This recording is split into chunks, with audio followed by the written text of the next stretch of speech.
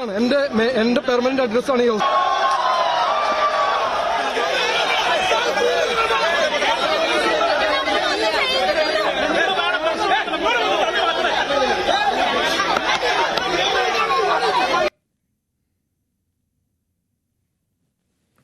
നമസ്കാരം.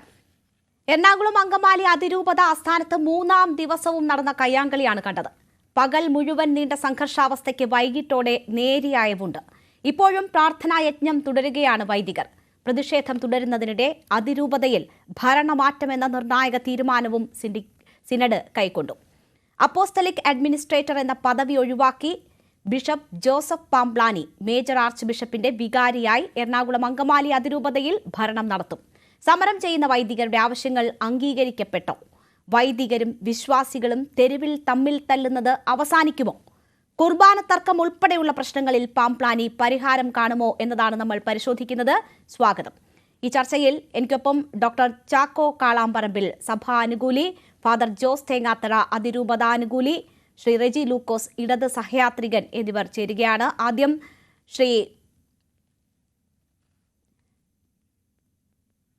ശ്രീ ചാക്കോ കാളാമ്പറമ്പിൽ, 3 ദിവസമായി തുടരുന്ന തമ്മിൽ തല്ലാണ്. വലിയ സംഘർഷങ്ങളിലേക്ക് പോകുമോ ഇന്ന് പലകുറി സംശയിപ്പിക്കുന്ന വിധത്തിലായിരുന്നു സംഘർഷം. ഏറ്റവും ഒടുവിൽ ഇപ്പോൾ ആർച്ച് ബിഷപ്പ് മാർ ജോസഫ് പാംപ്ലാനിയെ ബിഷപ്പിന്റെ വികാരിയാക്കി. അവിടെ ഭരണ തലത്തിൽ വലിയ മാറ്റം വരുന്നു. ഭരണ സംവിധാനം തന്നെ മാറുന്ന തരത്തിൽ ഒരു തീരുമാനം ഉണ്ടാകുന്നു. പ്രശ്നപരിഹാരത്തിനുള്ള ഒരു നീക്കമായി ആ ആത്മാർത്ഥതയോടുകൂടിയുള്ള തീരുമാനമാണോ അത്? ആദ്യമായിട്ട് ഞാൻ ഇതിന് മറുപടി പറയുന്നതിന് മുമ്പ് ഞാൻ സഭയുടെ ഔദ്യോഗിക വക്താക്കളിൽ ഒരാളാണെന്ന് ഓർമ്മിപ്പിക്കുകയാണ്, സഭാനുകൂലിയേക്കാൾ ഉപരി. ഇവിടെ ചോദിച്ച വിഷയം 1999 മുതൽ വിവിധ ഘട്ടങ്ങളിൽ ചർച്ച ചെയ്ത സഭയുടെ ഔദ്യോഗിക കുർബാനക്രമം നടപ്പിലാക്കുവാൻ സിറോ മലബാർ സഭയുടെ 35 രൂപതകളും തീരുമാനമെടുക്കണമെന്നുള്ള സിനഡിന്റെ ഔദ്യോഗികമായിട്ടുള്ള തീരുമാനം അത് മാർപ്പാപ്പ അംഗീകരിക്കുകയും 34 രൂപതകളിലും അത് നടപ്പാക്കപ്പെടുകയും ചെയ്തു കഴിഞ്ഞതാണ്. കേവലം ഒരു രൂപതയിൽ നിലനിൽക്കുന്ന ഒരു കുറഞ്ഞ പക്ഷം ആളുകളുടെയും വൈദികരുടെയും തെറ്റായ നിലപാടുകളാണ് ഇപ്പോഴത്തെ പ്രശ്നങ്ങളിലെ കാരണഭൂതമായി ഇപ്പോൾ നിലകൊള്ളുന്നത്. അതിൽ തന്നെ എറണാകുളം അങ്കമാലി രൂപതയുടെ ബിഷപ്പായി ഉണ്ടായിരുന്ന ബോസ്കോ പുതൂർ പിതാവ് അടക്കമുള്ള 54 പിതാക്കന്മാര് സഭയുടെ 33ാമത് സിനഡിന്റെ 1ാം സമ്മേളനം ചേരുന്ന സമയത്ത് എറണാകുളം അങ്കമാലി ബിഷപ്പ് ഹൗസിൽ എത്തിച്ചേർന്ന 21ഓളം വൈദികര് അത് നേരാൻ വഴിക്കല്ല, വളഞ്ഞ വഴികളിലൂടെ അടുത്തുള്ള സ്കൂളുകളുടെയും കടകളുടെയും ഒക്കെ വാതിലുകളിലൂടെ കടന്നു വന്ന് ഈ സ്ഥാപനത്തിൽ അതിക്രമിച്ച് കയറുകയും ഏകദേശം 2 മണി സമയത്ത് ആ സ്ഥാപനത്തിലെ മിക്കവാറും എല്ലാ ഓഫീസുകളും അവർ താഴിട്ട് പൂട്ടുകയും വരാന്തകളിലുള്ള ഗേറ്റുകളടക്കം പൂട്ടുകയും അവിടെയുള്ള വൈദികർക്ക് ഭക്ഷണം പോലും, കുരിയായിലെ വൈദികർക്ക് ഭക്ഷണം പോലും നിഷേധിക്കുന്ന സാഹചര്യം ഉണ്ടാകുകയും ചെയ്തപ്പോഴും ക്രിസ്തു പഠിപ്പിച്ച സഹനത്തിന്റെ മാതൃകയിലൂടെ അവരതിനെ അതിജീവിക്കാൻ ശ്രമിച്ച് നിവൃത്തിയില്ലാതെ വന്നപ്പോഴാണ് പോലീസിൽ ഇത്തരത്തിലുള്ള ഒരു കടന്നുകയറ്റത്തെ കുറിച്ച് പരാതി കൊടുക്കുകയും പോലീസ് അവിടെ വന്ന് വളരെ സംയമനത്തിന്റെ ഭാഷയിൽ തങ്ങൾ പ്രാർത്ഥനായജ്ഞം നടത്തുകയായിരുന്നു, തങ്ങൾക്ക് കൂടി അവകാശപ്പെട്ട ഇടത്തേക്ക് എത്തി എന്ന് മാത്രമാണ് അവർ പറയുന്നത്. എനിക്ക് ക്ലിയർ ആയില്ല താങ്കളുടെ വാക്ക്. പ്രാർത്ഥനായജ്ഞമാണ് നടത്തിയത്, ഒരു തരത്തിലും പോലീസ് ഇടപെടലിന് ഉള്ള ഒരു സാഹചര്യവും ഉണ്ടാക്കിയിട്ടില്ല എന്നവർ പറയുന്നു. മാത്രവുമല്ല, അവർക്ക് കൂടി അവകാശപ്പെട്ട ഇടത്ത് അവരുടെ വീട്ടിലേക്ക് എത്തിയതാണ്. അവിടെ നിന്ന് പിടിച്ചിറക്കാൻ പോലീസിനോ മറ്റാർക്കുമോ അധികാരമില്ല എന്നുമാണ് അവർ പറയുന്നത്. എന്റെ വീട്ടിലേക്ക് ഞാൻ കയറുന്നത് വീടിന്റെ വാതിലിലൂടെയും ഗേറ്റിലൂടെയുമല്ലേ? ചുറ്റുവട്ടത്തുള്ള വളഞ്ഞ വഴികളിലൂടെയും തെറ്റായ വഴികളിലൂടെയുമാണ് എന്റെ വീട്ടിൽ ഞാൻ പ്രവേശിക്കുക. അത് എവിടുത്തെ നീതിയാണെന്ന് എനിക്ക് മനസ്സിലാവുന്നില്ല. അതവിടെ നിൽക്കട്ടെ. അവകാശപ്പെട്ടതാണെങ്കിൽ സ്വാഭാവികമായിട്ടും അവകാശം നിഷേധിക്കപ്പെട്ടിട്ടില്ല. അത് വേണ്ട വഴിയിൽ ഒരു ബിഷപ്പ് ഹൗസിലേക്ക് വൈദികർ വരേണ്ട രീതി, വൈദികർ സമയക്രമം എടുക്കേണ്ട രീതി, അവകാശപ്പെട്ട സ്ഥലത്ത് വന്നിട്ട് അവിടെയുള്ള എല്ലാ ഓഫീസുകളും അടച്ചുപൂട്ടുന്ന രീതി, ഇതൊക്കെ അവകാശത്തിന്റെ ഭാഗമായി ചെയ്യുന്നതാണ്. അവിടെയുള്ള ആളുകളുടെ മനുഷ്യാവകാശത്തെ, വൈദികരുടെ മനുഷ്യാവകാശത്തെയും ഭക്ഷണത്തെയും നിഷേധിക്കല്, ഇതൊക്കെ അവകാശങ്ങളുടെ ഭാഗമാണെന്നാണ് പറയുന്നത്. അതും പ്രത്യേകിച്ച് വൈദികർ ചെയ്യുന്നത്. ആ ഒരു പ്രതിസന്ധി ഘട്ടത്തിലാണ് നമ്മൾക്കൊപ്പം പങ്കെടുക്കുമെന്നാണ് പറഞ്ഞിരുന്നത്. അദ്ദേഹം എത്തിച്ചേർന്നിട്ടില്ല. അതുകൊണ്ടാണ് ഞാൻ ഇതിൽ മറുപടി പറയേണ്ടി വരുന്നത്.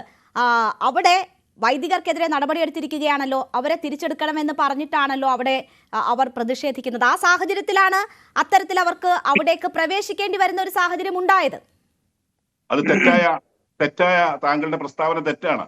വൈദികർക്കെതിരെ നടപടിയെടുക്കുകയല്ല, മറിച്ച് അവിടെ ഇത്തരത്തിലുള്ള അതിക്രമങ്ങളും അധിനിവേശങ്ങളും അവിടെ ഉണ്ടായിരുന്ന കൂരിയാംഗങ്ങളെ അടക്കം തടവറയിൽ സൂക്ഷിക്കുന്ന അല്ലെങ്കിൽ തടവിൽ വെക്കുന്ന ഒരു സാഹചര്യം ഉണ്ടായപ്പോൾ അതിന്റെ പരിഹാരം ആവശ്യപ്പെട്ടുകൊണ്ട് പോലീസിൽ കംപ്ലൈന്റ് കൊടുത്തതിന്റെ ഭാഗമായി പോലീസ് അവിടെ വന്ന് ഈ വൈദികരെ 21 വൈദികരുമായിട്ട് സന്ധി സംഭാഷണം നടത്തുകയും വളരെ സമന്വയത്തിന്റെ ഭാഷയിലോട് സംസാരിക്കുകയും അങ്ങനെ സംസാരിച്ച ഈ വൈദികരോട് സ്വാഭാവികമായിട്ട് പോലീസ് സംസാരിക്കുമ്പോൾ എത്ര രൂക്ഷമായിട്ടാണ് അവരെ സപ്പോർട്ട് ചെയ്യുന്ന പറഞ്ഞ ഒരു ചെറിയ വിഭാഗം ആളുകളും മോശമായ രീതിയിലാണ് സംസാരിക്കുന്നത്. ഒരു സാമാന്യ വിശ്വാസിക്കോ ഒരു വൈദികനോ നിരക്കാത്ത രീതിയിലുള്ള സംഭാഷണങ്ങൾ അവിടെ നടന്നത്. അതിനുശേഷം അവര് അവിടെ നിന്ന് റിമൂവ് ചെയ്യാനായിട്ട് എല്ലാ വിധത്തിലുള്ള ഈ പള്ളിക്കുള്ളിൽ അവിടെയാണോ സത്യാഗ്രഹ സമരം നടത്തുക, അങ്ങനെ നടത്തുകയാണെങ്കിൽ അവിടെയുള്ളവർക്ക് അവരുടെ അവകാശങ്ങൾ നിഷേധിച്ചുകൊണ്ടാണോ ഇത് ചെയ്യുക? ഇതുപോലുള്ള കാര്യങ്ങളെ നമ്മൾ മറച്ചു വെച്ചിട്ട് ഈ പറയുന്ന കാര്യങ്ങളും തെറ്റായ രീതികളും നമ്മൾ പ്രചരിപ്പിക്കുന്നത് ശരിയല്ല. കാരണം അവിടെ പരിക്കേറ്റു എന്ന് അവകാശപ്പെടുന്ന വൈദികർ ഹോസ്പിറ്റലിൽ പോകുന്നതിന് പകരം ഹോസ്പിറ്റലിൽ നേഴ്സുമാരെ വരുത്തി ബാൻഡേജ് കെട്ടി അതിന്റെ മുറ്റത്ത് തന്നെ സംഘർഷം അവിടെ എന്തുണ്ടായി? കൂടുതൽ കാര്യങ്ങളിലേക്ക് നമുക്ക് മറ്റ് അതിരൂപത അനുകൂലിയുടെ പ്രതികരണം കൂടി കേൾക്കണമല്ലോ. ഞാൻ താങ്കളോട് ചോദിച്ചത്, ഏറെ നാളായി നിലനിൽക്കുന്നതാണ് സഭയിലെ ഈ പ്രശ്നങ്ങൾ, അതിൽ ഈ കുർബാന തർക്കം ഉൾപ്പെടെയുണ്ട്. ഈ പ്രശ്ന പരിഹാരത്തിന് ഉള്ള വഴി എന്ന നിലയിലാണോ ഭരണതലത്തിൽ ഉൾപ്പെടെ ഇപ്പോൾ കൊണ്ടുവന്നിട്ടുള്ള മാറ്റം? അതിന് നിങ്ങൾ കൂടി ചർച്ചയിലൂടെ പ്രശ്നങ്ങൾ പരിഹരിക്കുന്നതിന് നിങ്ങൾ കൂടി തയ്യാറാണ് എന്നൊരു സന്ദേശം നൽകാനാണോ ഈ തീരുമാനമെന്നാണ് ചോദിച്ചത്. പക്ഷേ താങ്കളുടെ മറുപടിയിൽ അങ്ങനെ ഒരു ഫീൽ ഇല്ല. ഞാൻ തീർച്ചയായിട്ടും ഒരു മറുപടിയിലെ പൂർത്തീകരിക്കാൻ അനുവദിക്കുക. അതായത് ഏറെ നാളുകളായി ചർച്ച ചെയ്യപ്പെട്ടുകൊണ്ടിരിക്കുന്ന ഒരു കാര്യമാണ് താങ്കൾ തന്നെ പറഞ്ഞു. സമന്വയത്തിന്റെ ഭാഷയിലും ക്രിസ്തുവിന്റെ സ്നേഹത്തിന്റെയും ക്ഷമയുടെയും ഭാഷയിലും ഈ സമൂഹവുമായി സംസാരിച്ചുകൊണ്ടിരിക്കുമ്പോൾ ഏത് വിധേനയും പ്രകോപനമുണ്ടാക്കി മാധ്യമ ശ്രദ്ധ പിടിച്ചു പറ്റാനും ഈ സിനഡ് നടക്കുന്ന സമയത്ത് സഭയെയും സമൂഹത്തെയും അപഹസിക്കാനും വിശ്വാസ സമൂഹത്തെ അപഹസിക്കാനും വിശുദ്ധ കുർബാനയെ വികലമായി ചിത്രീകരിക്കാനുള്ള ശ്രമങ്ങളോട് തീർച്ചയായിട്ടും കോംപ്രമൈസ് ചെയ്യാൻ കഴിയുമോ? അതല്ല അവിടെ വേണ്ടത്. മറിച്ച് ശിക്ഷണ നടപടികളിലൂടെ അവരെ തിരിച്ചു കൊണ്ടുവരാനുള്ള ശ്രമമാണ് നടത്തേണ്ടത്. അതിനകത്ത് ഈ 5 ലക്ഷം വരുന്ന വൈദികരും ഈ 34 രൂപതകളിലായിട്ട് നിലകൊള്ളുന്ന ജനസമൂഹങ്ങളും എല്ലാം അംഗീകരിക്കുന്ന മാർപ്പാപ്പയുടെ ഔദ്യോഗികമായിട്ടുള്ള അംഗീകാരവും, ആ അംഗീകാരം മാർപ്പാപ്പ 2 പ്രാവശ്യം കത്ത് മുഖേന ഇത് അറിയിക്കുകയും 1 പ്രാവശ്യം അസാധാരണമായ വിധത്തില് വീഡിയോ സന്ദേശം വഴി ഈ രീതി സെനഡിന്റെ ഈ തീരുമാനം നടപ്പിലാക്കണമെന്ന് അറിയിക്കുകയും ചെയ്തിട്ട് അതിനെല്ലാം ധിക്കരിച്ചു പോകുമ്പോൾ അതിനെതിരായിട്ട് എന്താണ് സിനഡിന് ചെയ്യാൻ പറ്റുക? വാസ്തവത്തിൽ അവിടെ ഇത്തരത്തിലുള്ള സമന്വയ മാർഗങ്ങളിലൂടെ ഇവരെ അവിടുന്ന് പിന്തിരിപ്പിക്കാൻ ശ്രമിക്കുകയാണ് സഭ ചെയ്തുകൊണ്ടിരിക്കുക. ഈ ഔദ്യോഗികമായി അംഗീകരിക്കപ്പെട്ട മാർപ്പാപ്പ അംഗീകരിച്ച് നൽകിയിരിക്കുന്ന മറ്റ് 34 രൂപതകളും അംഗീകരിച്ച ഒരു യാഥാർത്ഥ്യത്തെ തിരുത്തുവാൻ ഏതാനും പേർക്ക് വേണ്ടി എന്ന് പറയേണ്ടി വരും. കാരണം ഇവിടെ കുറച്ച് വൈദികരും കുറച്ച് വിശ്വാസികളെന്ന് അവകാശപ്പെടുന്ന വിട്ടുവീഴ്ചയില്ല. ഇത് കുർബാനയുടെ വിട്ടുവീഴ്ചയുടെ പ്രശ്നമല്ല. സഭയുടെ ഔദ്യോഗികമായ തീരുമാനങ്ങൾ മാർപ്പാപ്പ തീരുമാനിച്ച് അംഗീകരിച്ചു കഴിഞ്ഞാൽ അത് എല്ലാ രൂപതകളും അംഗീകരിക്കുന്നതാണ്, എല്ലാ മെത്രാന്മാരും അംഗീകരിക്കുന്നതാണ്. വിശ്വാസ സമൂഹത്തിൽ അതിൽ പ്രശ്നവുമില്ല. ശരി, ഞാൻ താങ്കളിലേക്ക് തിരിച്ചു വരാം. ഇപ്പോൾ ഫാദർ ജോസ് തേങ്ങാത്തറ കൂടി നമുക്കൊപ്പം ചേരുകയാണ്. ഫാദർ, ഇപ്പോൾ നിങ്ങൾ ഈ സമയത്ത് സമരത്തിലേക്ക് ഇറങ്ങി പുറപ്പെട്ട കാരണങ്ങളിൽ പ്രധാനപ്പെട്ടതായിരുന്നു കൂരിയെ പിരിച്ചുവിടണം എന്നുള്ള നിങ്ങളുടെ ആവശ്യം. ഇപ്പോൾ ആ ഭരണ സംവിധാനം തന്നെ മാറി. അതിരൂപതയിൽ മേജർ ആർച്ച് ബിഷപ്പിന്റെ വികാരിയായി ജോസഫ് പാംപ്ലാനി എത്തുന്ന ഒരു സാഹചര്യം, അങ്ങനെ ഒരു ഭരണമാറ്റം അവിടെ ഉണ്ടാകുന്നു. നിങ്ങളുടെ ഏറ്റവും പ്രധാനപ്പെട്ട ആവശ്യത്തിലാണ് അങ്ങനെ ഒരു നീക്കം ഉണ്ടാകുന്നത്. അതിനെ നിങ്ങൾ എത്രമാത്രം പ്രതീക്ഷയോടുകൂടി കാണുന്നു? പ്രശ്ന പരിഹാരത്തിന് ചർച്ചകൾക്കുള്ള വഴി തുറക്കുകയാണോ ഇതുവഴി? തീർച്ചയായിട്ടും ഞങ്ങൾ ഈ പ്രശ്നങ്ങൾ തുടങ്ങിയ ആ വർഷം മുതൽ 16-17 ഞങ്ങൾ എപ്പോഴും ആഗ്രഹിച്ചിരുന്നതും ഊന്നി പറഞ്ഞിരുന്നതും ഒരു ഡയലോഗാണ്. Open dialogue. അത് ഒരിക്കലും ഉണ്ടായിട്ടില്ല. അത് ബന്ധപ്പെട്ടവരെ തയ്യാറായിട്ടുമില്ല. പിന്നെ ഇപ്പോഴും ഞങ്ങൾ വളരെ ഹോപ്പ്ഫുള്ളാണ്. ഇപ്പോഴത്തെ ഈ ഒരു ട്രാൻസിഷൻ, ഒരു മാറ്റം വന്നിരിക്കുന്നത് എറണാകുളം അങ്കമാലി അതിരൂപതയുടെ പുതിയ അപ്പസ്തോലിക് അഡ്മിനിസ്ട്രേറ്ററായിട്ട് ഈ സീറോ മലബാർ സഭയുടെ ആർച്ച് ബിഷപ്പ് പാംപ്ലാനി ജോസഫിനെ നിയമിച്ചിരിക്കുന്നു. അംഗീകരിച്ചിരിക്കുന്നു. അതിന്റെ രേഖകളോട്ട് കിട്ടിക്കഴിഞ്ഞു. ഞാൻ മനസ്സിലാക്കുന്നത് അദ്ദേഹം ഇവിടെ ബന്ധപ്പെട്ട് കഴിഞ്ഞു. അദ്ദേഹം ഇപ്പോൾ നടക്കുന്ന ഒരു പൊതുസമ്മേളനത്തെ അഭിസംബോധന ചെയ്യാനായിട്ട് വരുമെന്നുള്ള ഒരു റൂമർ കിട്ടുന്നുണ്ട്. അപ്പൊ എന്ത് വന്നാലും ഫാദർ, അപ്പോൾ നിങ്ങളുടെ ഏറ്റവും പ്രധാനപ്പെട്ട ആവശ്യങ്ങളിൽ ഒന്ന് എന്ന നിലയിൽ നമുക്ക് അതിനെ കാണാം, അത് അംഗീകരിക്കപ്പെടുന്ന ഒരു സാഹചര്യം. ഇന്നലെ വളരെ അനിഷ്ട സംഭവങ്ങൾ അവിടെ ഉണ്ടായി. ഇന്ന് പകൽ മുഴുവൻ പ്രക്ഷോഭമായിരുന്നു. ഏത് നേരവും വലിയൊരു സംഘർഷം അതിലേക്ക് പോകുമോ എന്ന് ഭയപ്പെട്ടിരുന്നു. എങ്കിലും അത്രയുമൊന്നും ഉണ്ടായില്ല എങ്കിൽ പോലും ആ സംഘർഷ സാധ്യതയും സംഘർഷവും ഒക്കെ മാറിയും തിരിഞ്ഞും അവിടെ ഉണ്ടായിരുന്നു. ഇപ്പോഴും പക്ഷേ വൈദികർ അവിടെ പ്രതിഷേധിക്കുകയാണ്. നിങ്ങൾക്ക് അനുകൂലമായൊരു നീക്കം നടക്കുന്നു. ആ ഒരു സാഹചര്യത്തിൽ ഇപ്പോൾ നടത്തിവരുന്ന സമരം ഇവിടെ അവസാനിപ്പിച്ച് ഇനി എന്താണ് അവിടെ നിന്നുണ്ടാകുന്ന തീരുമാനങ്ങൾ അല്ലെങ്കിൽ ചർച്ചകൾ എന്നതിന് കാതോർക്കുകയല്ലേ ചെയ്യേണ്ടത്? ഇനിയും സമരം തുടർന്നു കൊണ്ടുപോകുന്നതിന് അർത്ഥമുണ്ടോ? ഞങ്ങൾ സമരമല്ല, ഞങ്ങൾ സത്യത്തിനും നീതിക്കും ധർമ്മത്തിനും വേണ്ടിയുള്ള ഞങ്ങളുടെ ശ്രമമാണ്, യജ്ഞമാണ് ഇവിടെ നടത്തിക്കൊണ്ടിരിക്കുന്നത്. അതും നോൺ വയലന്റ് ആയിട്ടുള്ള ക്രിസ്തീയമായിട്ടുള്ള മീൻസ്, ഉപാധികൾ ഉപയോഗിച്ചുകൊണ്ട്. മെയിൻലി ഞങ്ങളുടെ ഉപവാസവും പ്രാർത്ഥനയുമാണ് ഞങ്ങളുടെ മീൻസ്, മാർഗങ്ങൾ. ഞങ്ങൾ ഒരു സമരത്തിനും ഒരു പ്രതിഷേധത്തിനും ഞങ്ങൾ പോയിട്ടില്ല, പോവുകയുമില്ല. ഇപ്പോഴും ഈ 21 മൃഗങ്ങളെ പോലെ വലിച്ചിഴക്കപ്പെട്ട പോലീസിന്റെ അതിക്രമങ്ങൾക്ക് ഇരയായ ആ വൈദികരും ഇവിടുത്തെ സന്യസ്തരും വൈദികരും അൽമായ വിശ്വാസികളും അവിടെ ബിഷപ്സ് ഹൗസിന്റെ കോമ്പൗണ്ടിൽ ഇരുന്ന് പ്രാർത്ഥിക്കുകയാണ്. അവിടെ പോലീസും പട്ടാളവും ഒക്കെ ഞങ്ങളെക്കാൾ കൂടുതൽ പോലീസ് ഈ കോട്ടയാട്, ഈ മുറ്റത്ത്, ഈ പരിസരത്തുണ്ട്. അപ്പൊ ഞങ്ങളെ സംബന്ധിച്ചിടത്തോളം ഞങ്ങളുടെ ക്രിസ്തീയമായിട്ടുള്ള മാർഗങ്ങൾ വെടിഞ്ഞ് മറ്റൊരു മാർഗം ഞങ്ങൾ ഒരിക്കലും അഡോപ്റ്റ് ചെയ്യുകയില്ല. ഞങ്ങളുടെ ശൈലിയല്ലത്. ഇന്നലെ രാത്രി അവിടെ അതിക്രമിച്ച് കയറി എന്നതാണ് ഇപ്പോൾ നമ്മളുടെ ചർച്ചയിൽ പങ്കെടുക്കുന്ന ഡോക്ടർ ചാക്കോ കാളാമ്പറമ്പിൽ സഭാ വക്താവ് പറഞ്ഞത്. നിങ്ങൾക്ക് കൂടി അവകാശപ്പെട്ട ഇടമാണ് എന്ന് ഞാൻ സൂചിപ്പിച്ചപ്പോൾ അവിടെ അങ്ങനെ അല്ലല്ലോ പ്രവേശിക്കേണ്ടത് എന്ന് പറഞ്ഞു. അപ്പോൾ മനഃപൂർവ്വം ഒരു സംഘർഷത്തിലേക്ക് കാര്യങ്ങൾ കൊണ്ടുപോകാനുള്ള പ്രത്യേക താല്പര്യത്തോടു കൂടി നിങ്ങൾ ഇടപെടുന്നു എന്നതാണ് ചൂണ്ടിക്കാണിക്കപ്പെടുന്നത്. മാഡം, ഞങ്ങള് ഇടവക വൈദികർ, രൂപതാ വൈദികർ എന്ന നിലയിൽ ഞങ്ങള് വിശ്വാസികളുമായിട്ട് നിത്യ സമ്പർക്കത്തിലാണ്, അജപാലകരാണ് ഞങ്ങള്. അപ്പോൾ വിശ്വാസികളുടെ നാനാവിധത്തിലുള്ള ആവശ്യങ്ങൾ നിറവേറ്റി കൊടുക്കാനായിട്ട് ഞങ്ങള് മീഡിയേറ്റേഴ്സാണ്. അപ്പൊ ഞങ്ങൾക്ക് പല കാര്യങ്ങൾക്കും, അജപാലനപരമായിട്ടും പേഴ്സണലായിട്ട് കാര്യങ്ങൾക്കും ഞങ്ങൾക്ക് ഈ ആർച്ച് ബിഷപ്സ് ഹൗസിൽ വരേണ്ടതായിട്ടുണ്ട്. അത് രാത്രി അതിക്രമിച്ച് കയറി അത് മതില് ചാടിക്കടന്നു എന്നാണ് അദ്ദേഹം ഉപയോഗിച്ച വാക്ക്. അങ്ങനെയാണ് വെക്കേണ്ടത്. നിങ്ങൾ അവിടെ സമാധാനപരമായി പ്രാർത്ഥനായജ്ഞം നടത്തുകയാണ് എങ്കിൽ രാത്രി അങ്ങനെ ഒരു സമയം, ആ ഒരു അവസരം അതിന് ഉപയോഗപ്പെടുത്തണോ? രാത്രി ആരും മതിൽ ചാടി കയറിയിട്ടില്ല. ഞങ്ങൾ നേരായ വഴിയിലൂടെ മാത്രമാണ് ഈ വൈദികർ 21 പേരും ഞങ്ങൾ വൈദികൻ പറയുന്നത് ശരിയാണെങ്കിൽ ഈ ബിഷപ്പ് ഹൗസിന്റെ ഗേറ്റിലൂടെ അല്ലാതെ അവിടുത്തെ അടുത്ത സ്കൂളിലെയും കടലിലൂടെയും എൻട്രൻസിലൂടെ അവിടെ പ്രവേശിച്ചതിനെ അദ്ദേഹം ന്യായീകരിക്കുകയാണോ? അല്ലല്ല, ഞങ്ങൾക്ക് main door police securities lock ചെയ്ത് നിഷേധിച്ചത് കൊണ്ട് ഞങ്ങൾ സൈഡിലുള്ള, പിന്നെ ഞങ്ങളുടെ മറ്റൊരു സ്ഥാപനത്തിന്റെ സൈഡ് സെയിം കോമ്പൗണ്ടിലാണ്, സെപ്പറേറ്റ് ബിൽഡിംഗ് ആണെന്നേ ഉള്ളൂ, സൈഡിലുള്ള പിന്നെ ഗേറ്റിലൂടെയാണ് ഞങ്ങൾ ആ വൈദികർ പ്രവേശിച്ചത്. അതുകൊണ്ട് ആരും മതിൽചാടി അതിനുശേഷം അവിടെയുള്ള വൈദികരെ അവിടെയുള്ള എല്ലാ റൂമുകളും ലോക്ക് ചെയ്ത് അവിടെയുള്ള ഗേറ്റുകളെല്ലാം പൂട്ടി അവിടെയുള്ള വൈദികർക്ക് ഭക്ഷണം നിഷേധിക്കുന്നതൊക്കെ ഒരു വൈദികർക്ക് ചേർന്ന പ്രവൃത്തിയായിട്ടാണോ വൈദികൻ കരുതുന്നത്? ഇവിടെ പ്രവേശിച്ച ഒരു വൈദികനും ഈ പറഞ്ഞിട്ടുള്ള പ്രവർത്തികൾ ചെയ്തിട്ടില്ല. അങ്ങനെ സംഭവിച്ചിട്ടുണ്ടെങ്കിൽ ഇവിടുത്തെ ക്രിമിനൽ കൂരിയായുടെ പ്രവൃത്തി, ആക്ഷൻ മാത്രമാണ്. ശരി, ഞാൻ രണ്ടുപേരിലേക്കും തിരിച്ചെത്താം. ഇപ്പോൾ ശ്രീ റെജി ലൂക്കോസ് കൂടി നമുക്കൊപ്പം ചേരുന്നു. ശ്രീ റെജി ലൂക്കോസ്, പതിറ്റാണ്ടുകളായി തുടരുന്ന തർക്കമാണ് ഈ കുർബാന അർപ്പിക്കുന്നതുമായി ബന്ധപ്പെട്ടുള്ള തർക്കം. അത് പലതരത്തിൽ പല ചർച്ചകൾ നടന്നു, പക്ഷേ സമവായമാകാതെ തുടരുന്നു. അത് വൈദികർക്കെതിരായ നടപടിയിലൊക്കെ എത്തി നിൽക്കുന്നു. അതിൻ്റെ തുടർ പ്രതിഫലനങ്ങളാണ് ഈ പലതരത്തിലുള്ള സമരമായൊക്കെ നമ്മൾ അവിടെ കാണുന്നത്.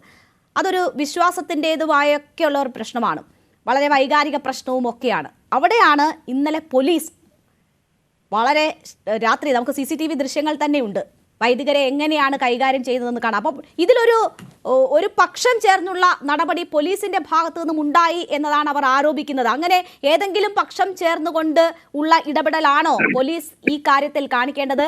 അതാണ് ഇന്ന് പകൽ മുഴുവൻ ഈ അവസ്ഥയിൽ പ്രതിഷേധം തുടരാനും ഇത്ര സംഘർഷഭരിതമായ ഒരു സാഹചര്യം സൃഷ്ടിക്കാനും ഇടയാക്കിയത്.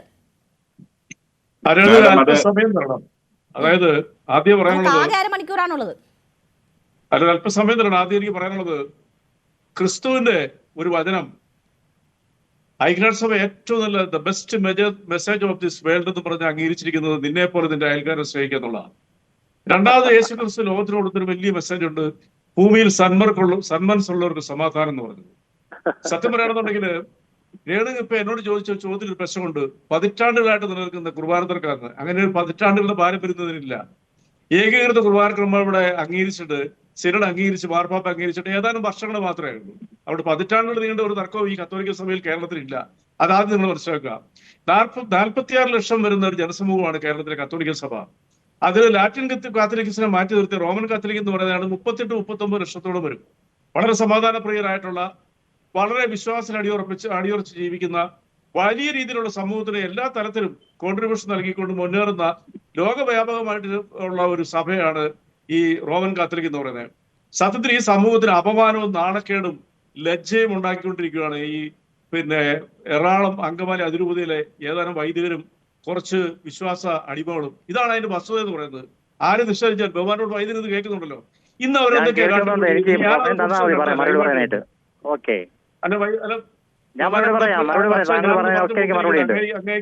അവസരം തരുമ്പോൾ പറഞ്ഞോളൂ. ഞാൻ ഒരിക്കലും ചർച്ചയിൽ ഇടപെടുന്ന ഒരാളല്ല. സത്യത്തിൽ ഇവർ ലജ്ജയാണ്. അതുപോലെ തന്നെ ഈ വൈദികനാകുന്നതിന് മുമ്പ് ഒരു വൗസ് എടുക്കും. അതെന്താ അറിയോ? ഞാൻ ഈ സമൂഹത്തിൽ ജനിച്ചു വളർന്നുകൊണ്ട് എനിക്ക് വളരെ വ്യക്തമായിട്ട് അറിയാം. 3 കാര്യങ്ങൾ. ഒന്ന് ദാരിദ്ര്യം, രണ്ടാമത് ബ്രഹ്മചര്യം, മൂന്നാമത് അനുസരണ. ഈ 3നും പറ്റാത്ത ഒരാൾക്ക് ഈ വൈദ്യവേഷത്തിൽ ഇരിക്കാൻ പറ്റത്തില്ല. ഈ 3നെ ഇവർ ലംഘിച്ചിരിക്കുന്നു. ഒന്ന് അവിടുത്തെ മെത്രാനും അവിടുത്തെ മറ്റു വൈദികരുമുള്ള ഇവർ എതിർക്കുന്ന വൈദികർ ഉൾപ്പെടെയുള്ളവർക്ക് ഒരു ഭക്ഷണം നിഷേധിച്ചു. അത് പോട്ടെ. രണ്ടാമത് ഇവർക്ക് അനുസരണയില്ല. മൂന്നാമത്തെ കാര്യത്തെ കുറിച്ച് ഞാൻ പ്രത്യേകം പറഞ്ഞില്ല. ആധികാരികമായിട്ട് പറയാൻ എന്നെ കൊണ്ട് പറ്റത്തില്ല. അതൊക്കെ ഇവരുടെ സ്വകാര്യ കാര്യങ്ങളാണ്. ഞാൻ ഈ 3 ഹൗസിനെ കുറിച്ച് പറഞ്ഞു. സത്യസന്ധമായിട്ട് പറയുകയാണെങ്കിൽ ഇന്ന് മലയാള ടെലിവിഷൻ ചാനലിലൂടെ കേരളത്തിലെയും ഞാൻ നേരത്തെ വിശേഷിപ്പിച്ച് സമൂഹത്തിലെ പൊതുപൊതുത്തെയും അവഹേളിക്കുമായിരുന്നു ഈ വിമത വൈദിക കൂട്ടം. ഇവർക്ക് ഒരു നിമിഷം വൈദികൻ എന്ന കൺസെപ്റ്റിൽ കത്തോലിക്ക സഭയിൽ നിൽക്കാൻ യാതൊരു യോഗ്യതയില്ല. നോ ഡൗട്ട്, ഒരു സംശയമില്ല. ഇവര് വിരൽ ചൂണ്ടി പറഞ്ഞ 1-2 മുദ്രാവാക്യങ്ങളുണ്ട്. അതിലൊരു പുരോഗതി ശരി ശരി, നമുക്ക് സമയം ആകെ കുറവാണ്. ഞാൻ കംപ്ലീറ്റ് ചെയ്യട്ടെ. എനിക്ക് ആ സമയം ഇപ്പൊ തുടങ്ങിയതല്ലേ ഉള്ളൂ. നിങ്ങൾ മനസ്സിലാക്കുന്നുണ്ടെന്ന് പറയാം. പിണറായി വിജയന്റെ മത പോലീസാണ്. എത്ര ലജ്ജാകരമാണ്. കേരളത്തിലല്ലാതെ ഈ ലോകത്തിൽ എവിടെയാണെങ്കിലും അവിടെ ഒരു ലാത്തി ചോർജോ ഏറ്റവും കുറഞ്ഞ ഒരു ജലപീരങ്കി അടിക്കേണ്ട സമയം കഴിഞ്ഞു. കാരണം നിങ്ങൾ കണ്ടിട്ടുണ്ട് സെക്രട്ടേറിയറ്റ് പഠിക്കുന്നൊക്കെ നിരന്തര സമരം നടത്തുന്നു. ഇന്നലെ രാത്രി വൈദികരെ കൈകാര്യം ചെയ്ത രീതി ചൂണ്ടിക്കാണിച്ചല്ലോ. അവരുടെ പുരോഹിതന്മാരുടെ വസ്ത്രം ഉൾപ്പെടെ അഴിഞ്ഞു പോകുന്ന തരത്തിൽ അവരെ പിടിച്ച് വലിച്ചു കൊണ്ടുപോവുകയായിരുന്നു. നിങ്ങൾ ചുമ്മാ ഇങ്ങനെയൊക്കെ പറയാതെ എന്ത് വലിച്ചു നിങ്ങൾ ഈ രീതിയിലൊക്കെ പ്രകോപനം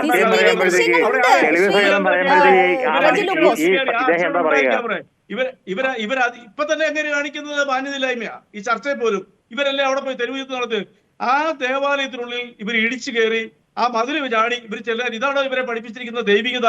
ഇതാണോ ഇവർ പഠിപ്പിച്ചിരിക്കുന്ന വായിച്ചു കൂട്ടുന്നത്? പിന്നെ ഇവര് പ്രാർത്ഥന യജ്ഞം നടത്തുന്നത്.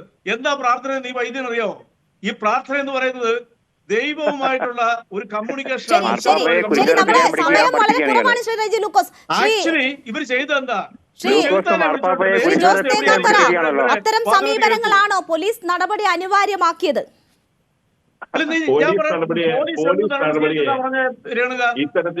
നിശബ്ദമായിട്ട് ഇവരുടെ വിരൽ ചൂണ്ടുകൾക്ക് മുമ്പിൽ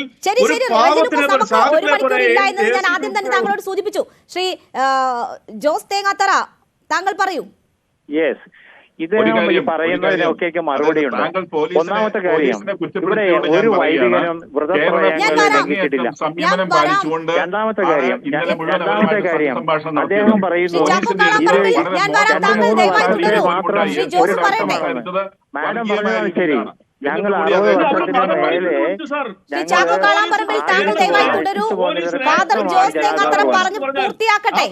നിമിഷം ആ പദവിയിൽ നിന്ന് പുറത്താക്കണം. എത്ര ശ്രീ റെജി ലൂക്കോസ്, താങ്കൾ പറഞ്ഞു തന്നല്ലോ. അദ്ദേഹം മറുപടി പറയട്ടെ. അദ്ദേഹം മറുപടി പറയട്ടെ ശ്രീ റെജി ലൂക്കോസ്. അയാളെ മാർപ്പാപ്പയെ കുരിശിക്കാൻ പഠിപ്പിക്കുന്ന മിസ്റ്റർ റെജി ലൂക്കോസ്. ലൂക്കോസ് അദ്ദേഹം പറയട്ടെ. അദ്ദേഹം പറയട്ടെ ശ്രീ റെജി ലൂക്കോസ്. നമുക്ക് സമയം അവസാനിക്കുന്നു. ഖുർആൻ ഏൽപ്പിക്കാൻ ഒരു യോഗ്യത ഇവർക്കില്ല. ശരി, ശരി. നിങ്ങൾ പറഞ്ഞല്ലോ. ഇനി അദ്ദേഹം മറുപടി പറയട്ടെ ശ്രീ റെജി ലൂക്കോസ്. ഇവർക്ക് അതിനുള്ള ഒരു യോഗ്യതയില്ല. ബഹുമാനപ്പെട്ട വൈദികരുടെ ഒരു ചോദ്യം ശ്രീ ജോസ് ചോദിച്ചോട്ടെ മാഡം. തേങ്ങാത്തറ കേൾക്കാമോ അതായത് താങ്കൾക്ക്? മാർപ്പാപ്പ അംഗീകരിച്ച തീരുമാനത്തെ ഇവർ അംഗീകരിക്കുന്നുണ്ടോ ഇല്ലയോ? അല്ലെങ്കിൽ അവർ മാർപ്പാപ്പയുടെ അംഗീകാരമുള്ള സഭയിൽ നിലനിൽക്കാൻ അവർക്ക് ഉത്തരവാദിത്തമില്ല, അല്ലെങ്കിൽ അവരത് യോഗ്യരല്ല. മാർപ്പാപ്പ അംഗീകരിച്ചത് അദ്ദേഹം അംഗീകരിക്കുന്നു. മറുപടി പറയട്ടെ. ഡോക്ടർ ചാക്കോ കാളാമ്പറമ്പിലും റെജി ലൂക്കോസും ദയവായി സഹകരിക്കും. മാഡം പറഞ്ഞതാണ് ശരി. ഞങ്ങൾ 60 കൊല്ലത്തിന് മേലെ അനുഷ്ഠിച്ചു പോന്നിരുന്ന ഒരു കഷ്ടമാണ് ജനാഭിമുഖ കുർബാന. അത് കാനൻ ലോ 1506 മുതൽ 1509 വരെയുള്ള കാനൻ ലോ, സീറോ മലബാർ സഭയിലെ സഭയ്ക്ക് വേണ്ടിയുള്ള കാനൻ ലോ ഞങ്ങൾക്ക് അനുശാസിച്ച് തരുന്ന ഒരു അവകാശം കൂടിയാണത്. അതാണ് മാഡം പറഞ്ഞത് വർഷങ്ങളായിട്ടെന്നുള്ളത്. അതാ മിസ്റ്റർ ലൂക്കോസിന് മനസ്സിലായില്ലത്. അയാൾ പറഞ്ഞത്, അദ്ദേഹം പറഞ്ഞത് അതുകൊണ്ടാണ്. അതാണ് അദ്ദേഹത്തിന് അറിവില്ല. പക്ഷേ നോക്കൂ, എന്റെ അറിവിനെ ചോദ്യം ചെയ്യാൻ ഫാദർ നിങ്ങൾക്ക് എന്ത് അവകാശം?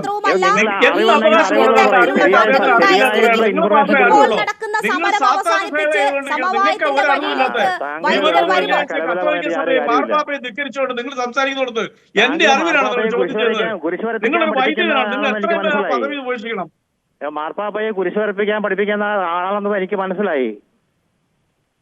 അല്ല, നിങ്ങൾ സംസാരിക്കുന്ന മുഴുവൻ ധിക്കാരമല്ലേ? നിങ്ങൾക്ക് എന്ത് ദൈവികതയുള്ള കേരളത്തെ ലജ്ജിപ്പിച്ചുകൊണ്ട് മാസ് പോലീസ് പിണറായി വിജയന്റെ പോലീസ് പറഞ്ഞുകൊണ്ട് നിങ്ങൾ കാട്ടിക്കൊണ്ടെന്താ നിങ്ങൾക്ക് പറഞ്ഞ ചോദിച്ചോട്ടെ ഈ അച്ഛനോട്, കേരളത്തിലെ കത്തോലിക്ക ഈ ഒറ്റ രൂപതയുടെ ആൾക്കാർക്ക് പ്രശ്നമുണ്ട്. ഈ നിയമം എല്ലായിടത്തും ബാധകമല്ല. അവരുടെ പ്രശ്നമില്ലല്ലോ. ഇവർക്കെല്ലാം കണ്ണു കെട്ടിക്കൊണ്ട് സ്വതന്ത്ര സഭയാകണം. ഇതാണ് നിങ്ങൾ ജീസസ് ക്രൈസ്റ്റിന്റെ അനുഭാവിയായിട്ട് ആര് കാണും? എനിക്ക് ചോദിക്കാനുള്ള അവകാശമുണ്ട്.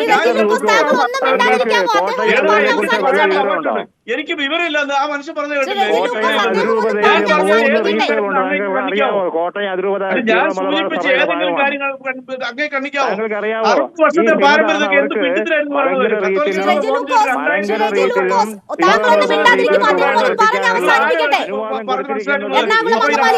എത്ര നാൾ മുതൽ ഈ തരത്തിൽ കുർബാന അർപ്പിക്കുന്നു എന്നുള്ളത് എല്ലാവർക്കും അറിയാവുന്നതല്ലേ? താങ്കൾ ഒന്ന് ദയവ് ചെയ്ത് സഹകരിക്കും. ഇവർ പക്ഷാഭേദം കാണിക്കുക. ഈ അതിരൂപതയെയും ഈ വിശ്വാസികളെയും വൈദികരെയും നശിപ്പിക്കണം എന്നുള്ള, തകർക്കണമെന്നുള്ള ഏക അജണ്ട മാത്രമാണ്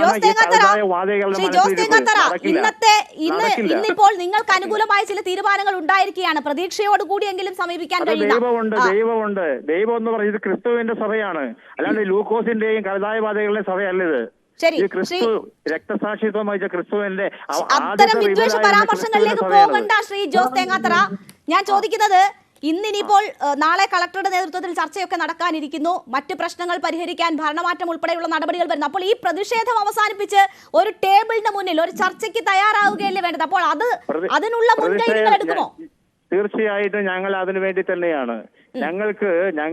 ഞങ്ങൾക്ക് നീതി കിട്ടണം. ഞങ്ങൾക്ക് അത് മാത്രമേ ഉള്ളൂ ഞങ്ങളുടെ ആവശ്യം. ഞങ്ങൾക്ക് ക്രിമിനൽ കൂലിയ ഞങ്ങൾക്ക് വേണ്ട. ഇവിടെ നിന്ന് നിഷ്കാസിത പുറന്തള്ളണം. രണ്ടാമത്തെ കാര്യം, ഞങ്ങളുടെ വൈദികർക്കെതിരെ എടുത്തിട്ടുള്ള സകല ശിക്ഷണ നടപടികളും പിൻവലിക്കണം. കത്തോലിക്ക സഭയിൽ മതം ചൊല്ലുന്ന പരിപാടിയൊന്നുമില്ല. ഈ ട്രിബ്യൂണലൊക്കെ ഉണ്ടാക്കി ഞങ്ങളെ പേടിപ്പിക്കുന്നുണ്ട്. ഓലപ്പാമ്പിനെ ഇറക്കി പേടിപ്പിക്കണ്ട. പേടിപ്പിക്കുന്ന മക്കളെ 500 വരുന്ന വൈദികര്, 7 ലക്ഷം വരുന്ന വിശ്വാസികള്. എല്ലാവർക്കും നന്ദി.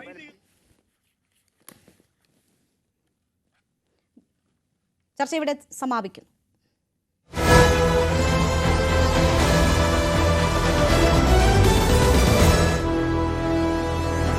ഹണി റോസ്